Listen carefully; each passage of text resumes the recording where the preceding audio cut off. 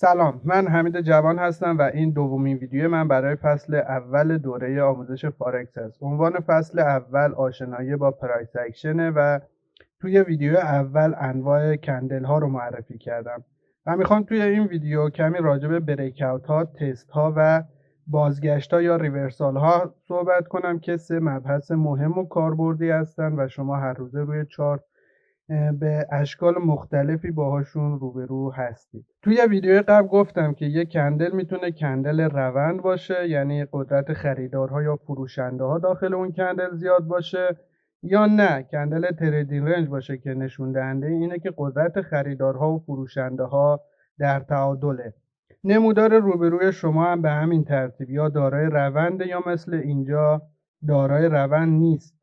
وقتی که نیست یعنی داخل تریدینگ رنج قرار داره. توی ویدیو قبلی یه نکته ای رو گفتم برای تشخیص و تفکیک کندل های روند از کندل های بدون روند که اینجا هم صدق میکنن. این چارت S&P تایم فریم 5 دقیقه‌ایه و اینا 81 کندل سشن نیویورک و نشون دهنده یک روز معاملاتی S&P هن.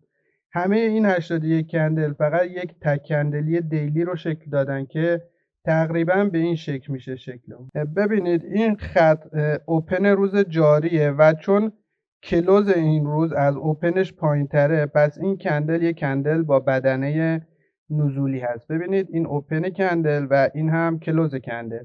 بعد این قسمت بالایی شادو بالایی رو تشکیل میدن و این کندل های پایینی شادو پایینی رو. پس ما یک کندل داریم تقریبا به این شکل. این قسمت هم بدنه کندل هست.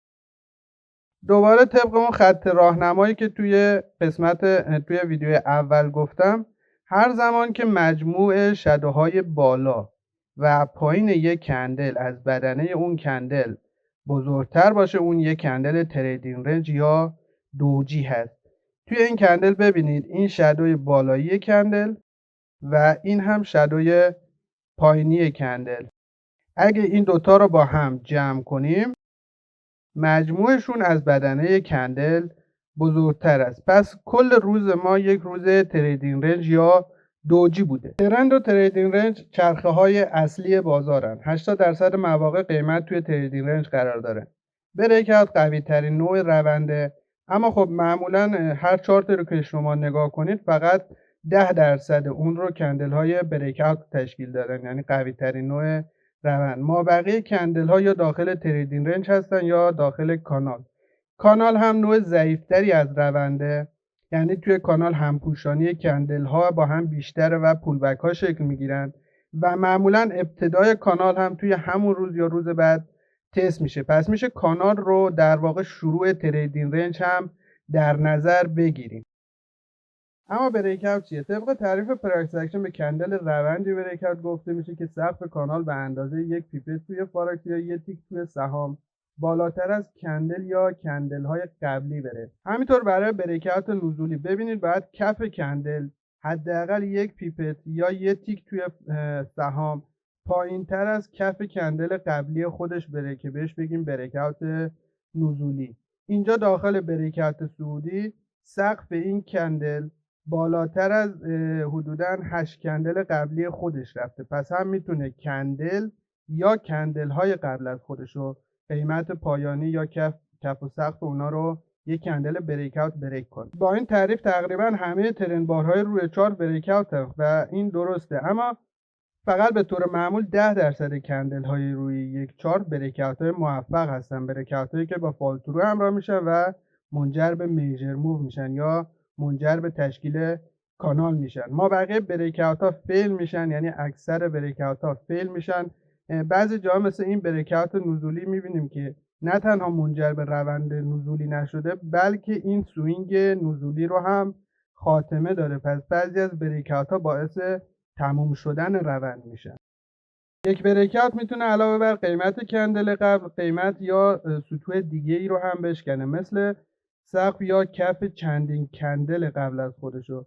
ببینیم مثلا این کندل سقف کندل های حدوداً 8 کندل قبل از خودشو شکونده و یا این کندل که کف 15 کندل قبلی خودش رو شکونده.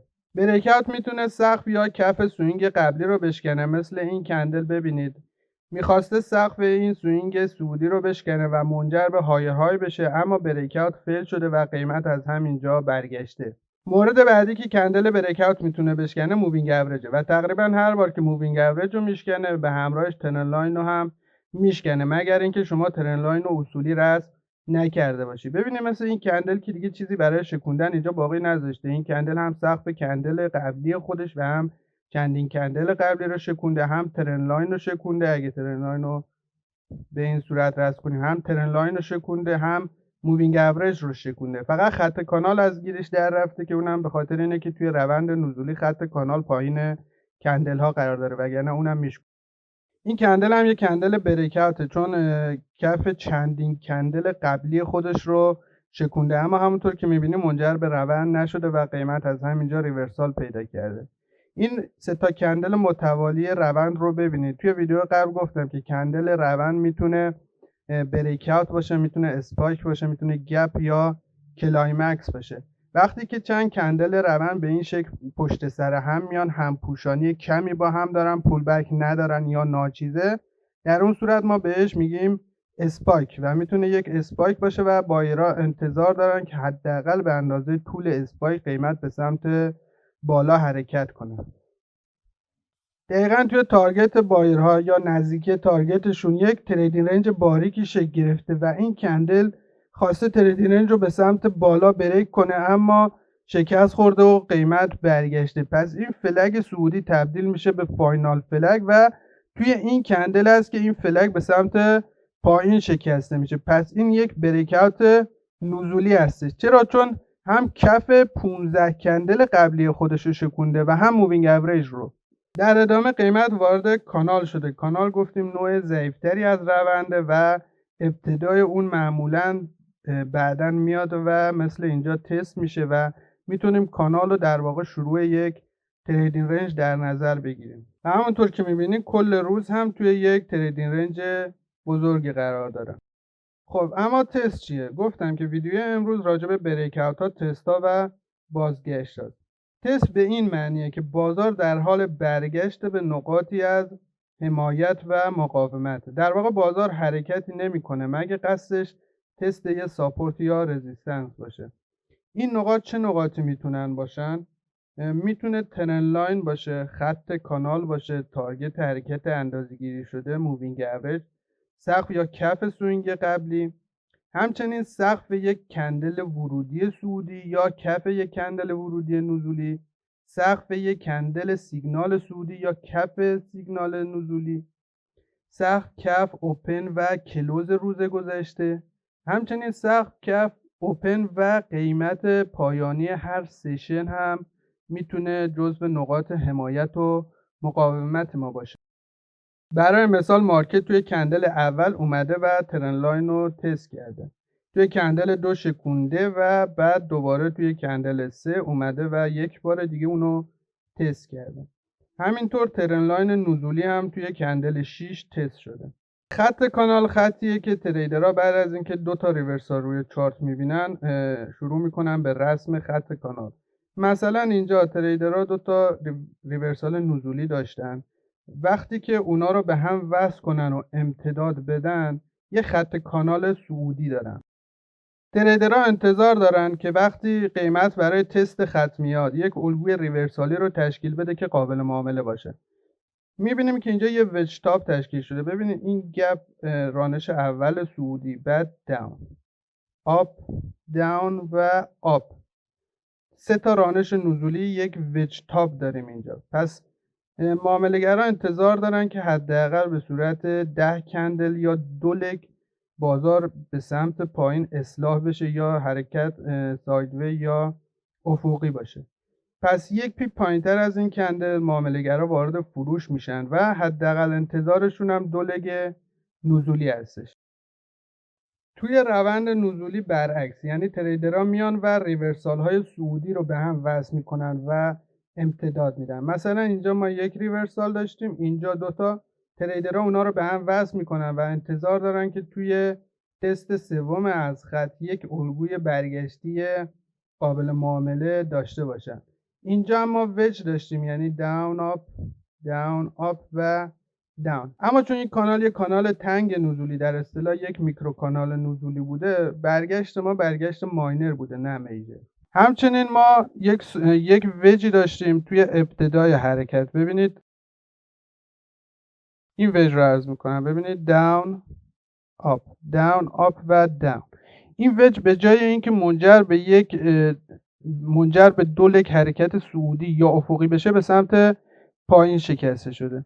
پس ارتفاع این وج میتونه یک تارگت حرکت اندازه‌گیری شده باشه برای سلرها به سمت پایین. از تارگت حرکت اندازه‌گیری شده میتونه یکی از نقاط حمایتی و مقاومتی باشه. توی روند صعودی هم به همین شکل طول اسپایک یکی از تارگت های حرکت اندازه‌گیری شده یا میجر موو است که جزو نقاط ساپورت و رزیستنسه.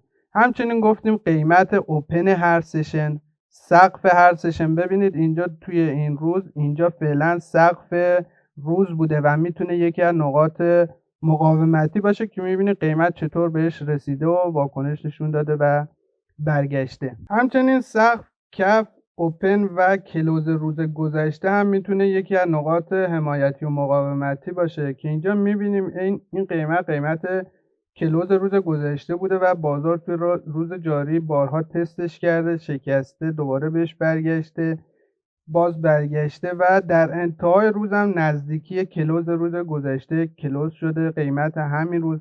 پس این قیمت کلوز امروز هم برای روز بعد میتونه جزو یکی از نقاط حمایتی و مقاومتی باشه.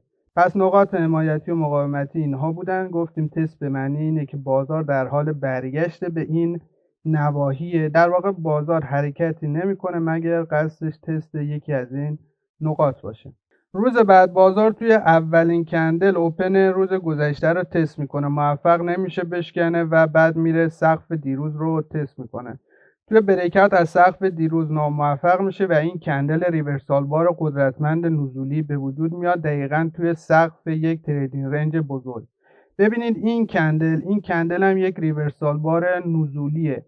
توی ویدیوهای بعدی انواع سیگنال بارها رو انواع کندل های سیگنال رو خدمتتون با جزئیات و مثال آموزش میدن. اما در همین حد بدونین که این کندل با وجود بدنه صعودی یک ریورسال بار نزولیه. چرا؟ چون کلوزش پایینتر از وسط کندله. سلرها یه پیپ پایینتر از این کندل میفروشن و میبینیم که دو لگ به سمت پایین قیمت اومده. حالا دوباره اینجا یک ریورسال بار قدرتمند اومده. چرا قدرتمند؟ چون نسبت به این یکی بدنش هم نزولیه و سلرها یه پیپ پایینتر از این کندل ریورسال که گفتم توی سقف یک تریدینگ رنج بزرگ اومده میفروشن و میبینیم که قیمت میاد توی کندل 8 کلوز روز گذشته رو تست میکنه، بعد از یک پولبک میشکنه و ما اینجا یک الگوی وج داریم. دوباره ببینید توی کندل اول قیمت داون آپ داشته، داون آپ توی کندل 8 و باز اینجا داون. پس ما اینجا یک الگوی وج داشتیم. دوباره یک وج صعودی به جای اینکه منجر به دو لگ صعودی بشه داره توسط این کندل به سمت پایین شکسته میشه. پس گفتم وقتی که یک وج صعودی به سمت پایین میشکنه یک تارگت حرکت اندازه‌گیری شده است برای سلرها به اندازه ارتفاع اون وج انتظار دارن که بازار به سمت پایین حرکت کنه. همونطور که گفتم ببینید داون توی کندل اول آپ، داون آپ و داون که داره توسط این کندل بریک میشه و این یک تارگت میجر موو برای سلرها و یکی از نقاط حمایت یا ساپورت. خط قرمز کف دیروزه. گفتیم کف روز گذشته میتونه یکی از نقاط ساپورت رزिस्टنس باشه. همچنین کف یک تریدینگ رنج بزرگی هم هست. ما گفتیم کل روز گذشته داخل یک تریدینگ رنج بوده، اما اینجا روند نزول قوی بوده و میبینیم که اینجا توی این کندل تریدینگ رنج و کف دیروز به سمت پایین شکسته میشه. توی اکثر روندهای قوی چه صعودی چه نزولی نقاط حمایت و مقاومت شکسته میشن، اما اگر بنا به ریورسال باشه حتما ریورسال از یکی از این نقاط ساپورت و رزिस्टنس اتفاق میفته. همونطور که میبینید این ساپورت نتونست جلوی ریزش رو بگیره. قیمت اینجا وارد تریدینگ رنج شد چون سلرها دارن بخشی از پوزیشنشون رو دارن تک پرافیت میکنن و این کندل های صعودی نشون دهنده تک پرافیت سلرهاییه که گفتم از اینجا فروختن. بازار یک لگ کوچیک نزولی دیگه تشکیل میده و یک ریورسال بار دیگه این بار صعودی. ببینید این ریورسال بار نزولیه، این ریورسال بار صعودی. گفتم که اکثر ساپورت ها توی روند قوی نزولی شکسته میشه، ولی اگه قراره بر ریورسال روند باشه حتما توی یک نقطه ساپورت کلیدی اتفاق بیفته. توی ویدیو قبلی گفتم که هر ترن بار میتونه بریک اوت، گپ، اسپاک یا کلایمکس باشه. بریک اوت رو فهمیدیم توی این ویدیو، توی اسلاید قبلی توضیح دادم. پس این یک کندل بریک اوت، چرا؟ چون کف کندل قبلی خودش رو و همچنین کف این تریدینگ رنج رو شکونده. گپ هم هست که توی ویدیوهای بعدی آموزش میدم، اما همینقدر بدونین که این گپ یه گپ میجر مووه. یعنی سلرها بعد از دیدن این گپ که اینجا پر نشده میان و وسط گپ، یعنی این نقطه تا نقطه بریکینگ پوینت وسطش رو پیدا میکنن، اندازه میگیرن تا ابتدای حرکت و از مارکت انتظار یک حرکت اندازه گیری شده به سمت پایین رو دارن. یعنی یک تارگت حرکت اندازه گیری شده که نقطه حمایت و مقاومت بود، پس این پایین هست. سلرها چی کار میکنن؟ تک پرافیتشون رو میذارن توی اون نقطه و از مارکت انتظار دارن که حداقل به اندازه این حرکت، یعنی از وسط گپ تا شروع حرکت، به سمت پایین قیمت بره. پس دقیقاً تک پرافیتشون رو میذارن اینجا. پس اینجا یک نقطه ساپورت کلیدی است که میبینیم منجر به ریورسال روند هم شده. اما ریورسال یا بازگشت یعنی چی؟ وقتی که بازار بریکاوتی رو تجربه میکنه و بریکاوت فیل نمیشه، یعنی روند جدیدی شروع میشه، بازار اغلب به قیمت‌های مشخصی کشیده میشه و این جاذبه ها که گفتم نقاط ساپورت و رزیستنس هستن، بازگشت ها رو ایجاد میکنن. هرچی تجمیع این نقاط توی یک ناحیه‌ای از چارت بیشتر باشه، یعنی 2 3 4 تا از این نقاط توی یک ناحیه از چارت شکل بگیره، خب طبیعتا مؤسسات بیشتری روی برگشته از این ناحیه شرط بندی میکنن و ریورسال اتفاق میفته. خب دوباره این نقاط همون نقاطی هستن که توی اسلاید قبل گفتم، یعنی نقاط حمایت و مقاومت که شامل این موارد میشد.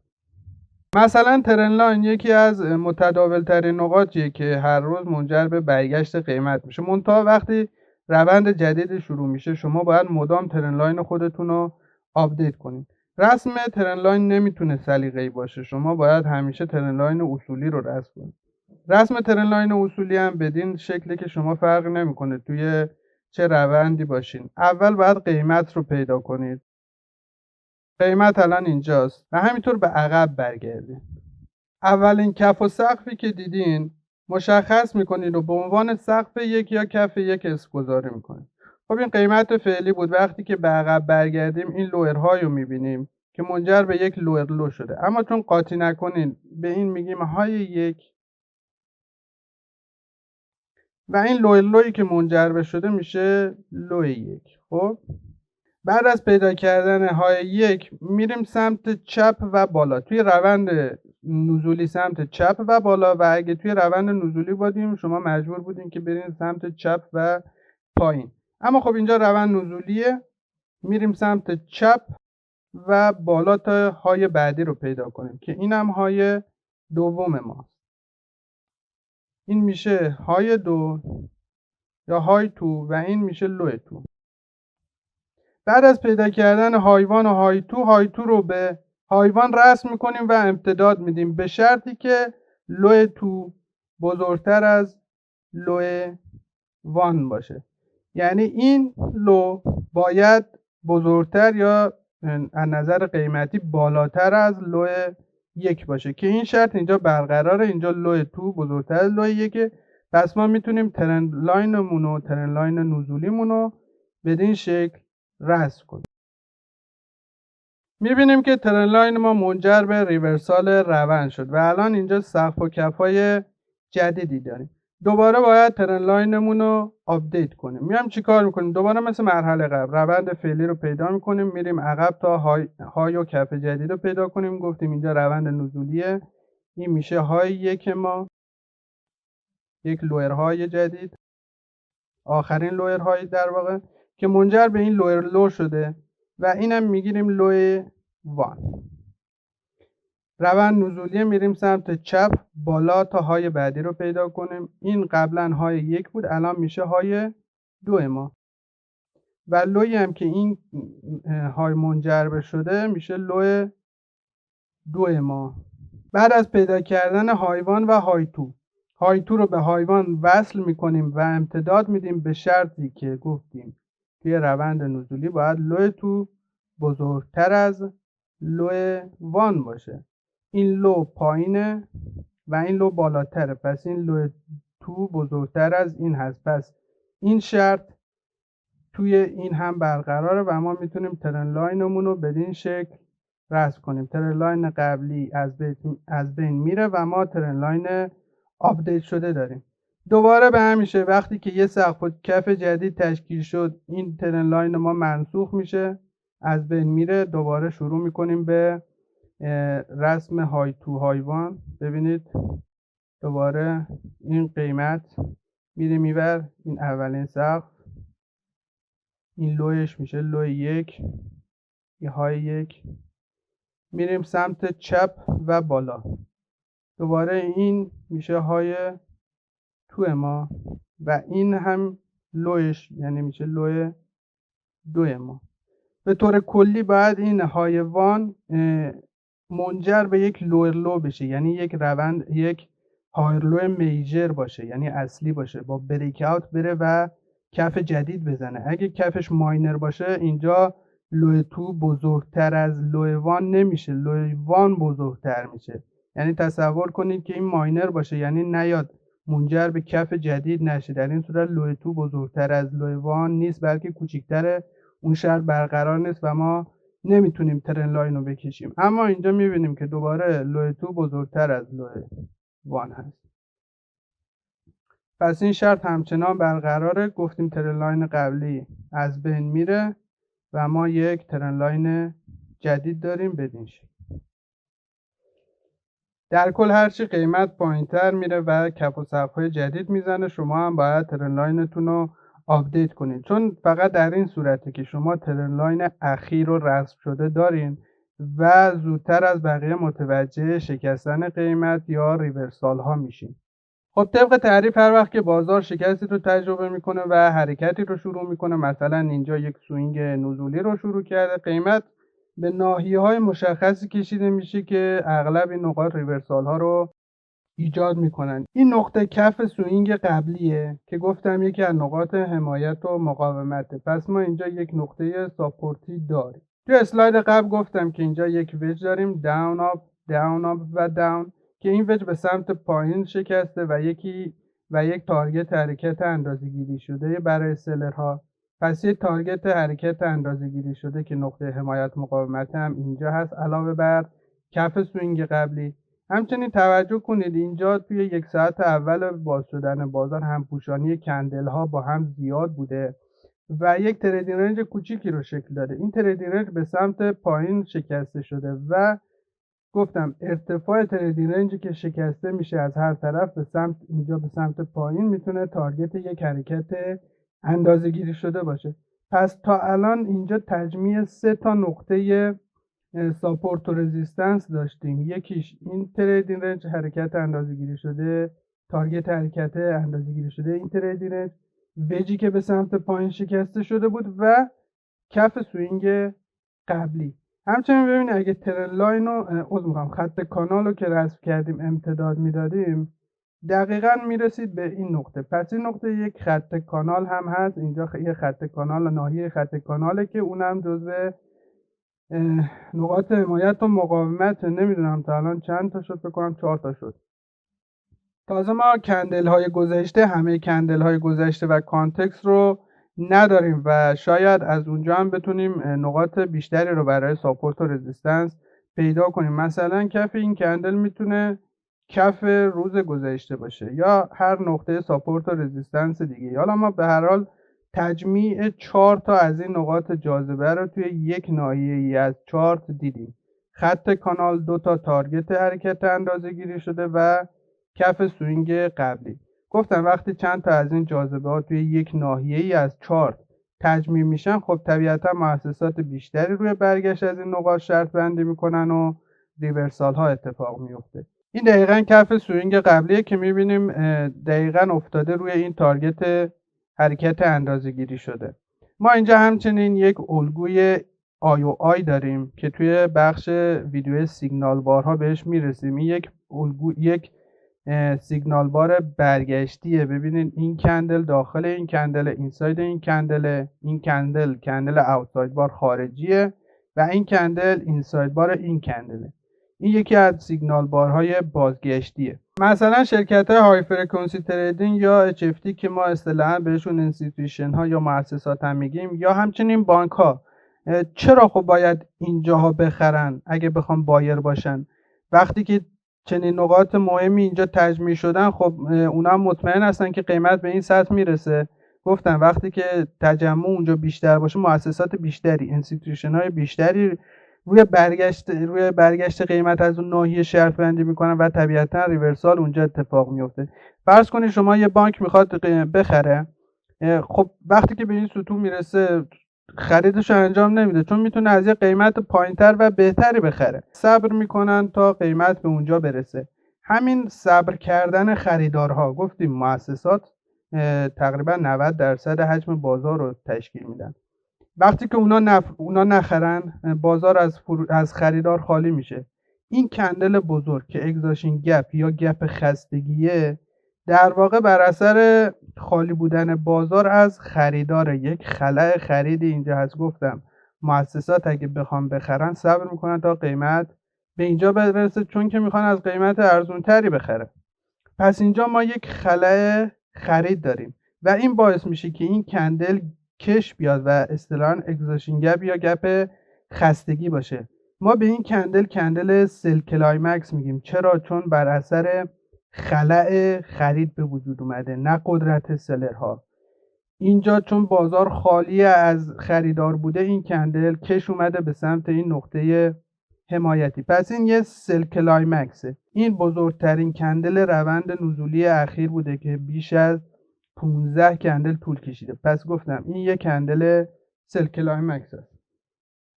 خب سلرایی هم که این بالا، مؤسساتی هم که این بالا فروخته بودن، از این قضیه باخبرن، از وجود این نقاط جاذبه، از تجمیعشون توی یک ناحیه باخبرن. پس اونا هم سعی میکنن که اینجا تک پرافیت کنن. پس تک پرافیتشون رو میذارن اینجا. پس اینجا یک مقدار بای این فروشنده های مؤسسات هم هست. بای فروشنده ها. چرا بای؟ چون کسی که اینجا فروخته مجبور معاملهش رو اینجا بخره تا تک پرافیت کنه.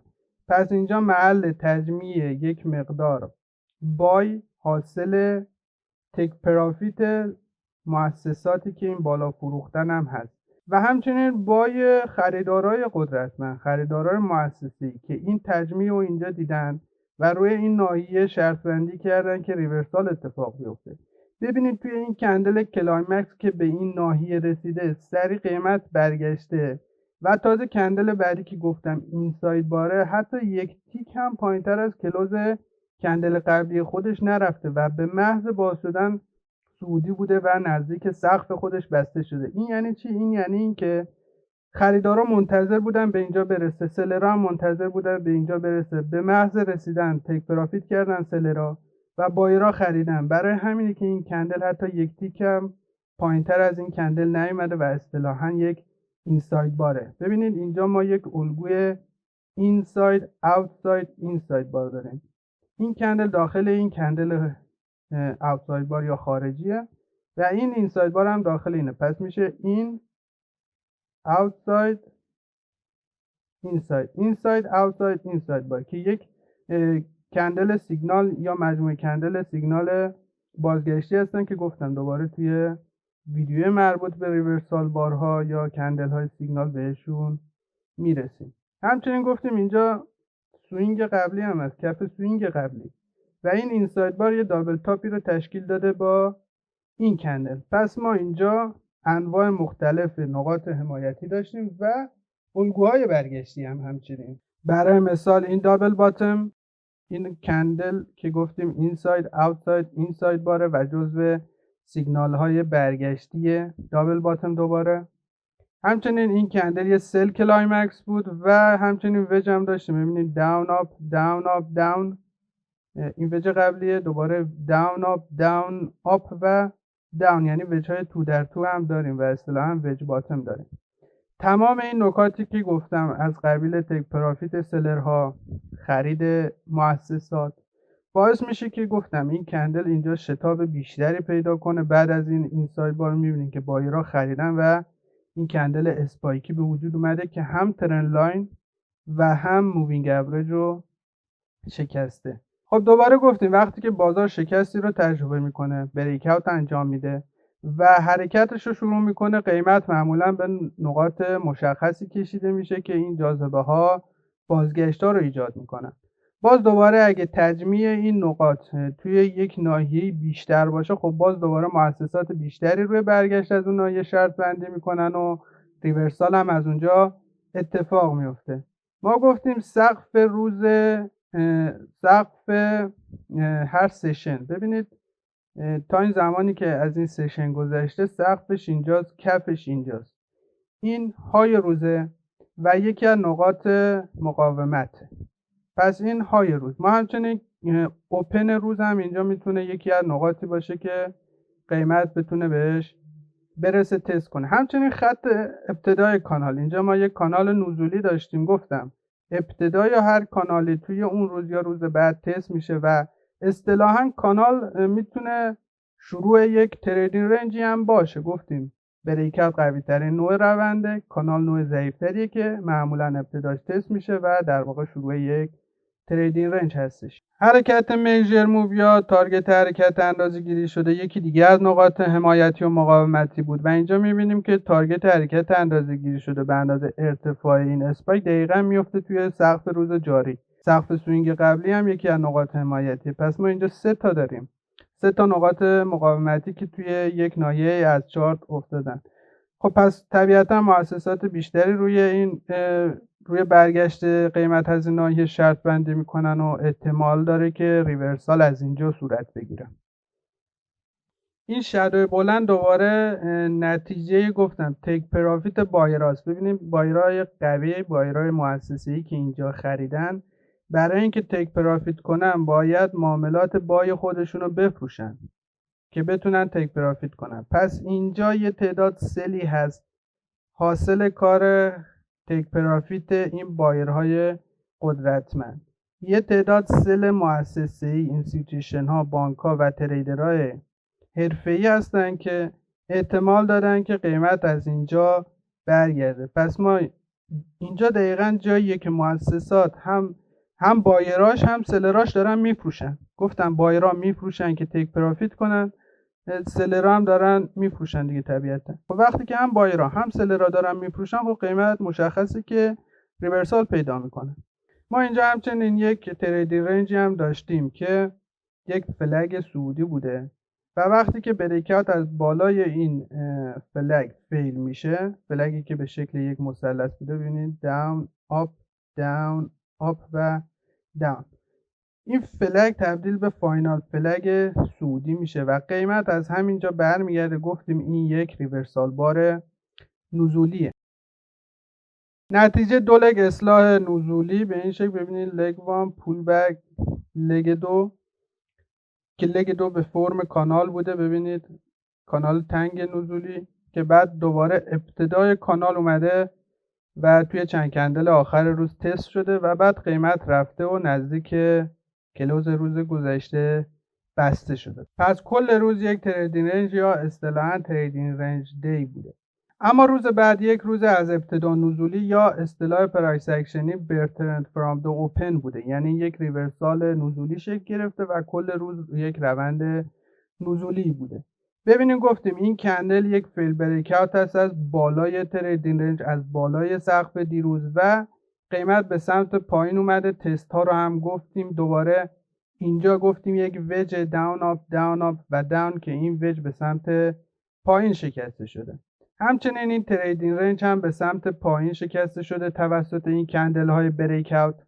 طول بریک اوت، طول اسپایک، گفتیم هر کندل ترند هم میتونه بریک اوت، اسپایک، گپ و کلایمکس باشه. طول اسپایک دوباره میتونه تارگت یک حرکت اندازه‌گیری شده باشه. همچنین گفتیم این تریدینگ رنج به سمت پایین شکسته شده و این هم یکی دیگه از نقاط حمایتی میتونه باشه، اندازه ارتفاع تریدینگ رنج به سمت پایین. گفتم اکثر ساپورت ها توی روند قوی نزولی شکسته میشه، ولی اگه بنا به ریورسال باشه قیمت از نقطه‌ای برمیگرده که توی اون نقاط جاذبه زیادی تجمیع شده باشن. در این صورت مؤسسات بیشتری روی برگشت از این نواحی شرط بندی میکنن و احتمالاً ریورسال هم از این نقاط اتفاق بیفته. برای مثال ما اینجا یک وجه داشتیم که یک تارگت حرکت اندازه‌گیری شده بود، ارتفاع تریدینگ رنج همینطور، ارتفاع اسپایک همینطور، و همچنین ما اینجا گپ هم داشتیم، گفتیم یه گپ میجر موو داریم که ببینید دقیقاً این سه تا تارگت افتادن توی یک ناحیه قیمتی، دقیقاً هر سه تاشون افتادن یه جا و خب ما گذشته چارت هم نداریم، نمیدونیم، باز شاید نقاط حمایتی بیشتری اینجا باشه. با این وجود همین الانش هم سه تا تارگت حرکت اندازه‌گیری شده اینجاست، پس احتمال داره مؤسسات بیشتری روی برگشت قیمت از این نواحی شرط بندی کنن و در نهایت منجر به برگشت روند بشه که میبینیم دقیقا همین اتفاق هم افتاده و بازار از همین ناحیه‌ای که این نقاط جاذبه اونجا تجمیع شدن ریورسال پیدا کردن.